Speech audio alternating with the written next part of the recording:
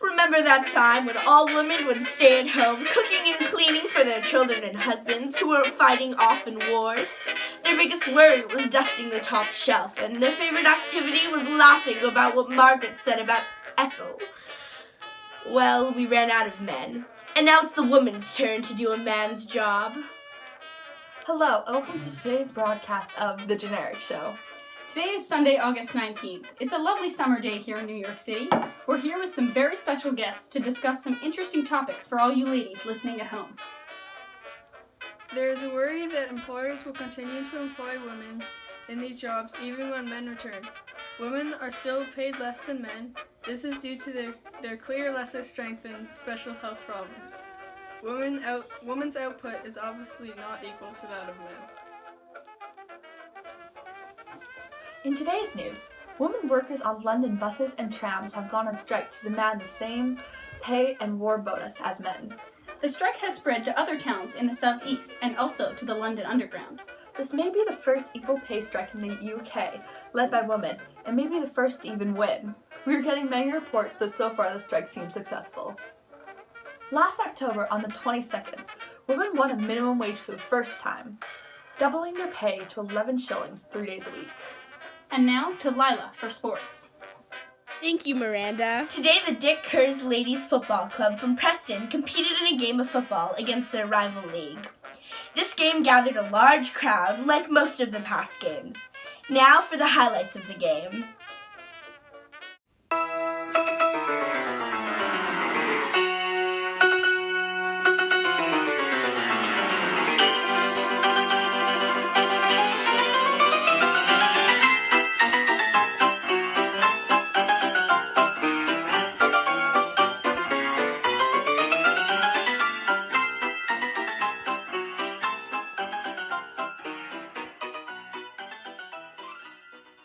In other news, the serial film Patriot, starring the infamous Iron Castle, is now under investigation for perhaps being German propaganda.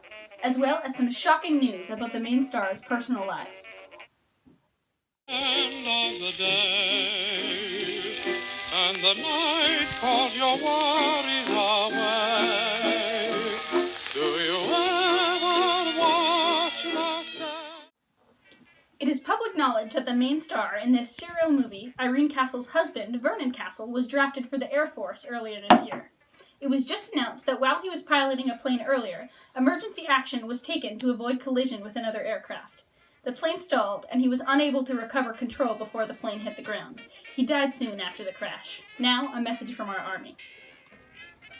Soldiers are being killed in shocking quantities. Our country is running lower and lower on both supplies and recruitments for our army.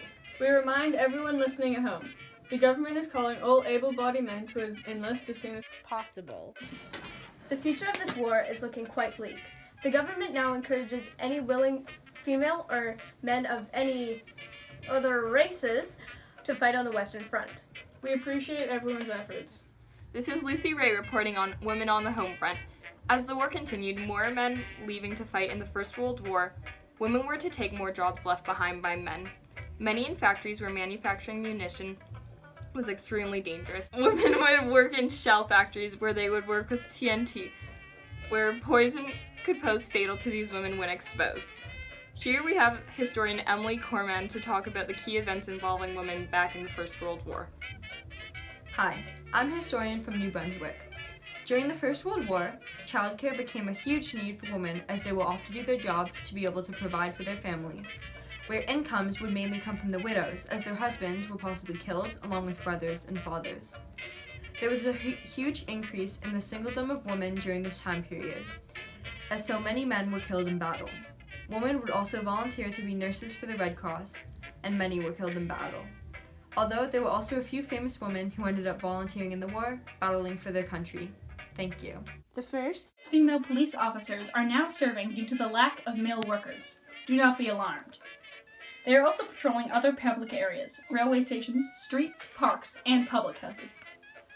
Pressure for women for the uniformed service to assist the war began in August of 1914, after a War Office investigation which showed that many jobs being done by soldiers in France could instead be done by women. The Women's Army Auxiliary Corps, or WAAC, was established in December of last year. Over 90,000 women have joined Britain's armed forces so far.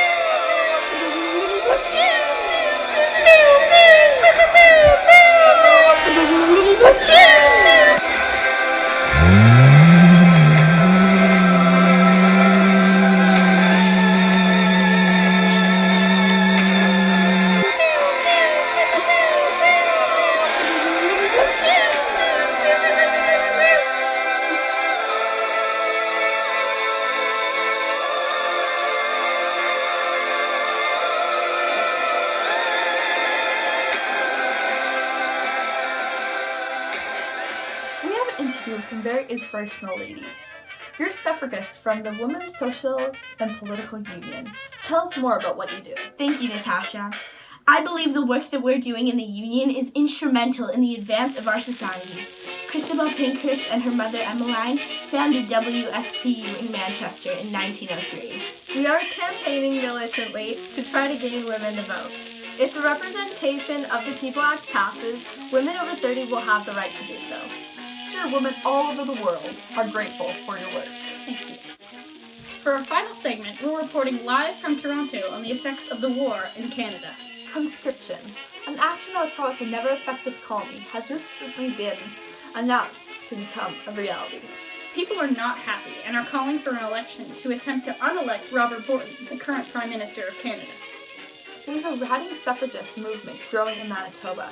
Nellie McClung is leading a group of women performing political skits and plays in an effort to gain the vote. This is a huge step for women everywhere. With this huge change possible, it gives us hope that maybe one day we can become people. What a shocking development that would be.